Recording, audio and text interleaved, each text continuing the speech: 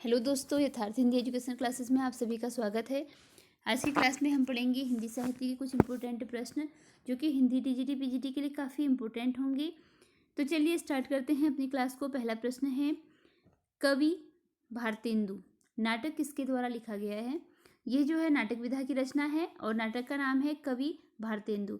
आपको बताना है किसके द्वारा लिखा गया है। ऑप्शन है जगदीश चंद्र माथुर, दशरथ ओझा, लक्ष्मी नारायण मिश्र और सत्येंद्र।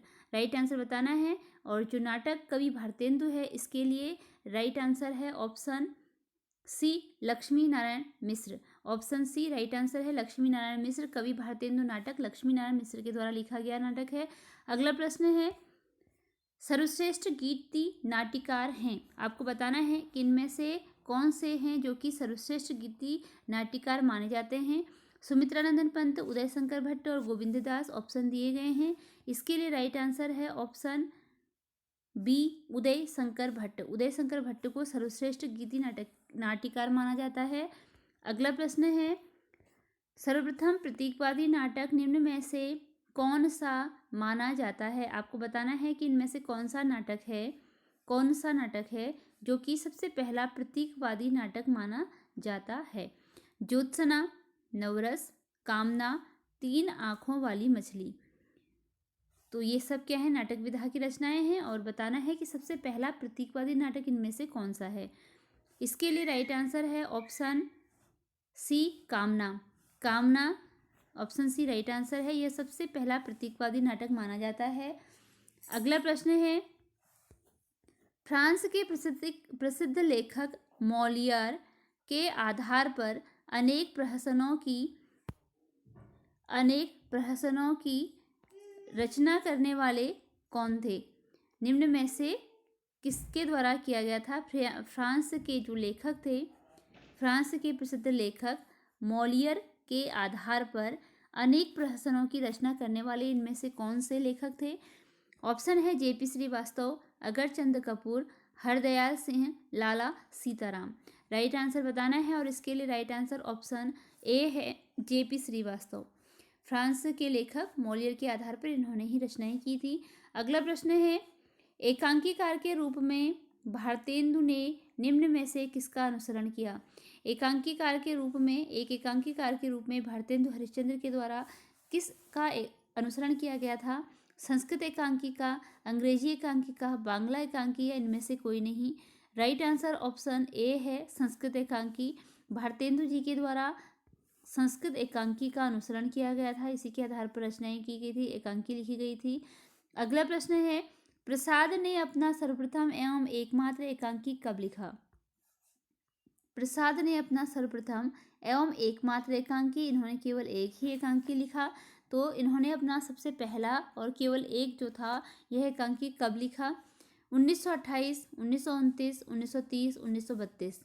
राइट आंसर है इसके लिए ऑप्शन बी, 1929। प्रसाद का जो सर्वप्रथम और एकमात्र एकांकी है वह कब लिखा गया है? 1929 में लिखा गया।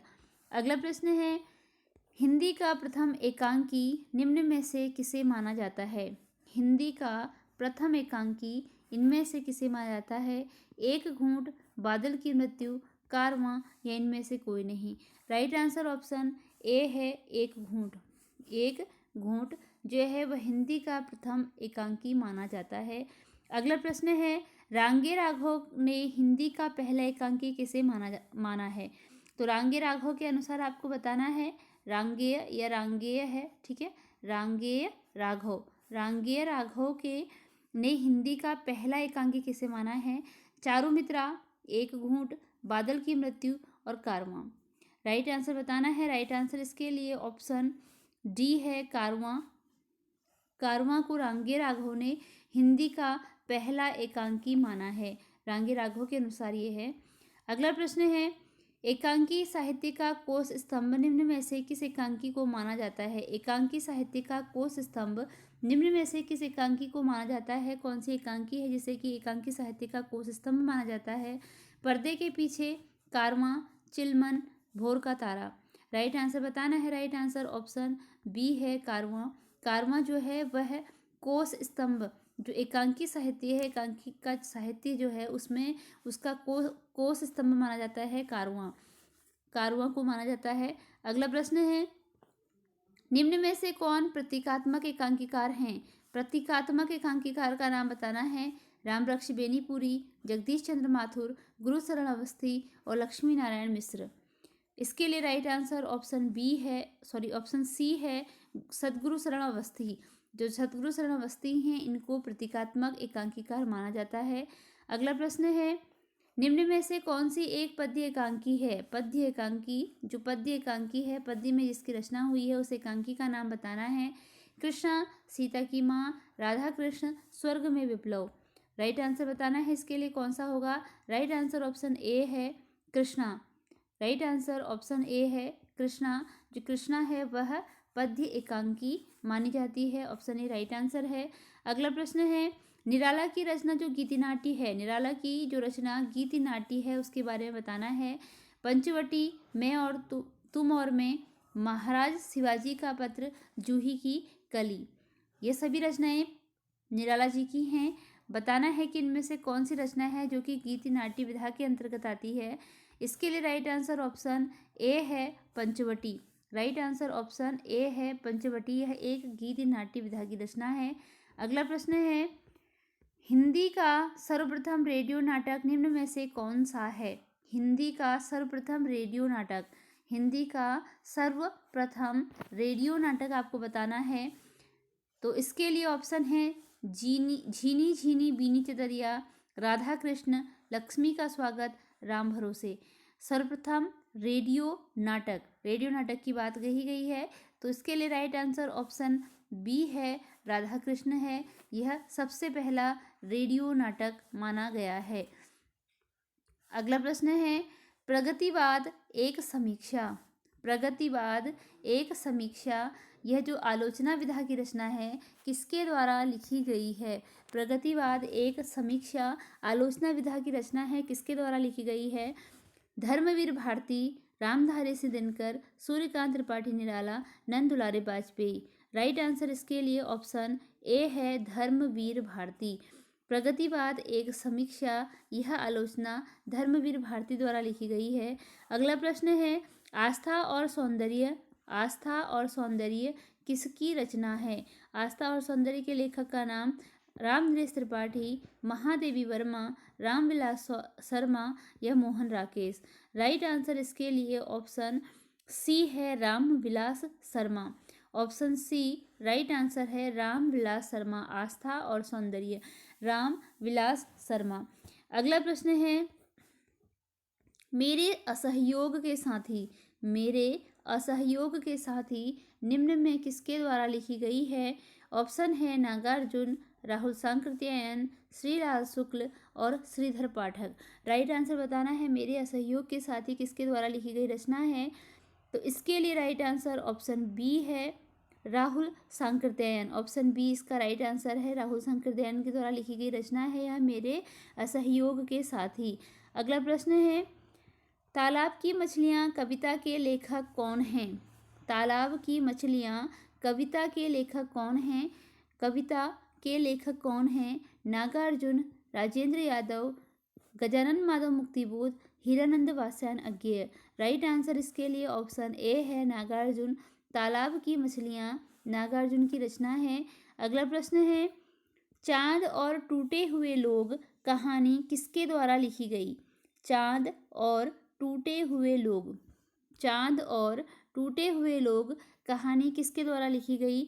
रामचरित उपाध्याय, राजेंद्र यादव, धर्मवीर भारती, मुक्तिबोध। राइट आंसर बताना है। राइट आंसर ऑप्शन सी है धर्मवीर भारती। चाँद और टूटे हुए लोग यह रचना धर्मवीर भारती की रचना है।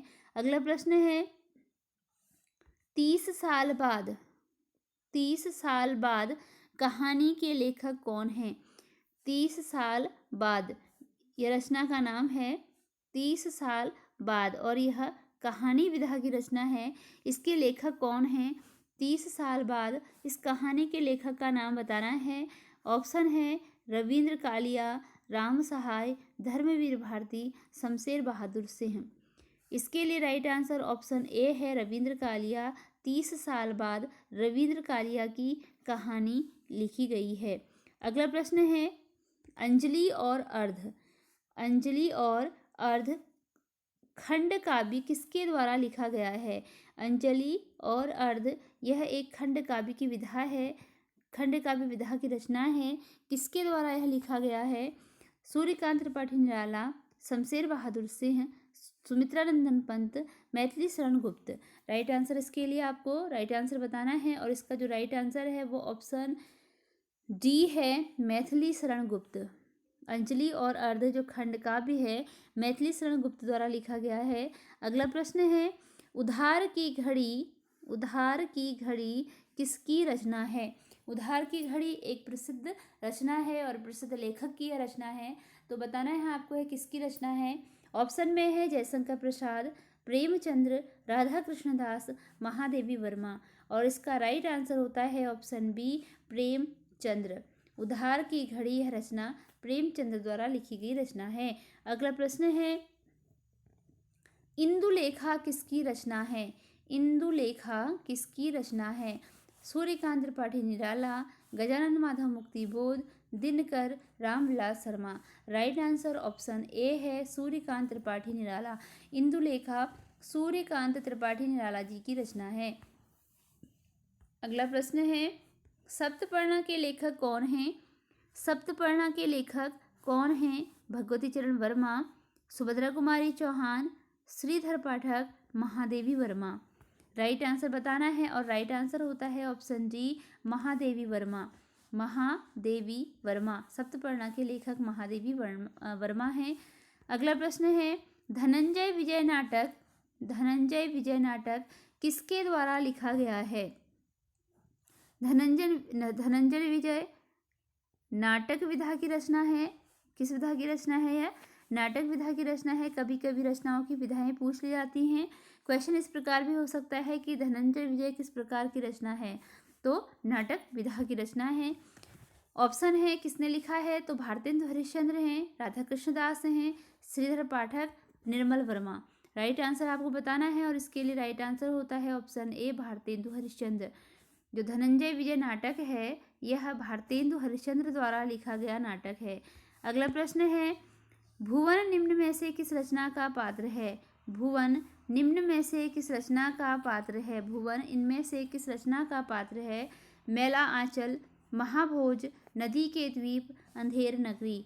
तो राइट आंसर बताना है। इसके लिए राइट आंसर है ऑप्शन सी, नदी के द्वीप। ऑप्शन सी, नदी के द्वीप। जो भुवन पात्र है वह नदी के द्वीप रचना का पात्र है। अगला प्रश्न है खुदा सही सलामत है, खुदा सही सलामत है यह उपन्यास किसके द्वारा लिखा गया है? खुदा सही सलामत है यह उपन्यास किसके द्वारा लिखा गया है? ऑप्शन है रविंद्र कालिया, कमलेश्वर, निर्मल वर्मा, धर्मवीर भारती। राइट आंसर इसके लिए ऑप्शन ए है, रविंद्र कालिया। खुदा सही सलामत है यह उपन्यास, इसकी विधा उपन्यास है, उपन्यास विधा की रचना है और यह लिखा गया है रविंद्र कालिया के द्वारा। अगला प्रश्न है नशा कहानी के लेखक कौन हैं? नशा जो कि एक कहानी विधा की रचना है, इसके लेखक कौन हैं? धर्मवीर भारती, प्रेमचंद्र, रामचंद्र शुक्ल और Mannu Bhandari. Right answer option B है, प्रेमचंद्र। नशा प्रेमचंद्र की कहानी है, ऑप्शन बी राइट आंसर है। अगला प्रश्न है प्रथम आयाम किसकी रचना है? प्रथम आयाम किसकी रचना है? चंद्र शर्मा गुलेरी, निर्मल वर्मा, सरदार पूर्ण Singh, Mahadevi Verma. Right answer option D है, महादेवी वर्मा। महादेवी वर्मा, प्रथम आयाम जो है वह महादेवी वर्मा की रचना है। अगला प्रश्न है चमेली जो कि एक अपूर्ण रचना है, चमेली जो कि एक अपूर्ण रचना है, यह रचना पूर्ण नहीं हुई है, किसके द्वारा लिखी गई है? तो चमेली अपूर्ण रचना है और किसके द्वारा लिखी गई है? सुमित्रा नंदन पंत, सूर्यकांत त्रिपाठी निराला, रामधारी सिंह दिनकर, चंद्र शर्मा गुलेरी। राइट आंसर बताना है। राइट आंसर ऑप्शन बी है, सूर्यकांत त्रिपाठी निराला। चमेली जो कि अपूर्ण है, यह रचना पूर्ण नहीं है, तो किसके द्वारा लिखी गई है? सूर्यकांत त्रिपाठी निराला के द्वारा। अगला प्रश्न है सभ्यता एवं प्रगति। सभ्यता एवं प्रगति निबंध के लेखक कौन हैं?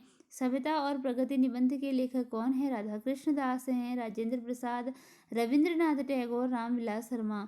राइट आंसर इसके लिए ऑप्शन सी है, रविंद्रनाथ टैगोर। सभ्यता एवं प्रगति जो निबंध है वो क्या है? निबंध विधा की रचना है और लिखा गया है रविंद्रनाथ टैगोर द्वारा। अगला प्रश्न है भस्मांकुर प्रबंध काव्य किसके द्वारा लिखा गया है? भस्मांकुर प्रबंध काव्य के लेखक का नाम बताना है। भस्मांकुर प्रबंध काव्य है, लेखक का नाम बताना है। नागार्जुन है, कमलेश्वर है, रविंद्र कालिया है, ये फिर बनारसीदास चतुर्वेदी। कौन इसके लिए राइट आंसर होगा? तो इसका राइट आंसर है भस्मांकुर प्रबंध काव्य लिखा गया है नागार्जुन द्वारा। ऑप्शन ए इसके लिए राइट आंसर है।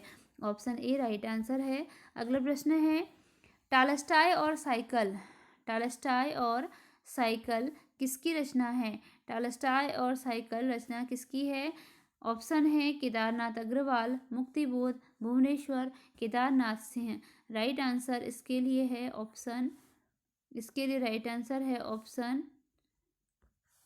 A option D Kedarnath Singh.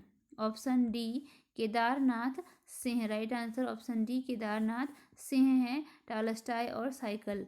अगला प्रश्न है आत्मचेतस किसकी रचना है? आत्मचेतस किसकी रचना है? निराला, मुक्तिबोध, हीरानंद वात्स्यायन, सर्वेश्वर दयाल सक्सेना। राइट आंसर बताना है। राइट आंसर इसके लिए ऑप्शन सी है हीरानंद वात्स्यायन। आत्मचेतस हीरानंद वात्स्यायन जी की रचना है। अगला प्रश्न है ठुमरी किसकी रचना है? ठुमरी के लेखक का नाम बताना है। ठुमरी किसकी रचना है? मुक्तिबोध, हजारी प्रसाद द्विवेदी, रामदरस मिश्र, फणीश्वर नाथ रेणु।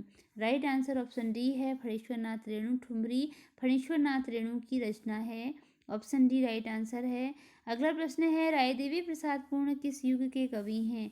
रायदेवी प्रसाद पूर्ण किस युग के कवि हैं? भारतेंदु युग, द्विवेदी युग, प्रगतिवादी युग या छायावादी युग? राइट आंसर ऑप्शन बी है द्विवेदी युग। राइट आंसर ऑप्शन बी है द्विवेदी युग। जो पूर्ण है वह द्विवेदी युग के कवि हैं। अगला प्रश्न है प्रगतिशील कविता एवं नई कविता के बीच का सेतु निम्न में से किस कवि को माना जाता है? प्रगतिशील कविता और नई कविता के बीच का सेतु किस कवि को माना जाता है? रामदरस मिश्र, हीरानंद वात्स्यायन, मुक्तिबोध या Trilochan? Right answer option C है। राइट आंसर ऑप्शन सी है मुक्तिबोध।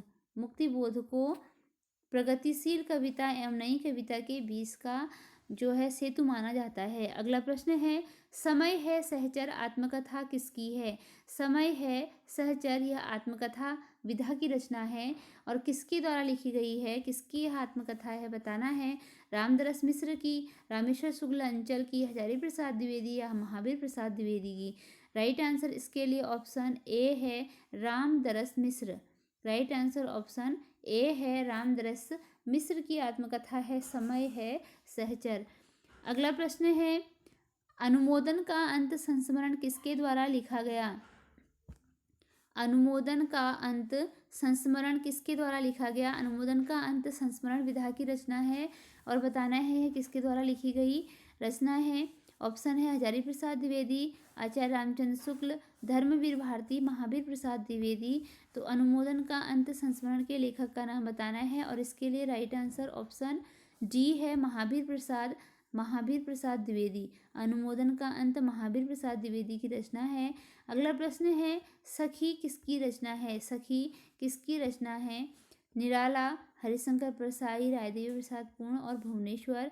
तो राइट आंसर इसके लिए ऑप्शन ए है सूर्यकांत त्रिपाठी निराला की रचना है सखी।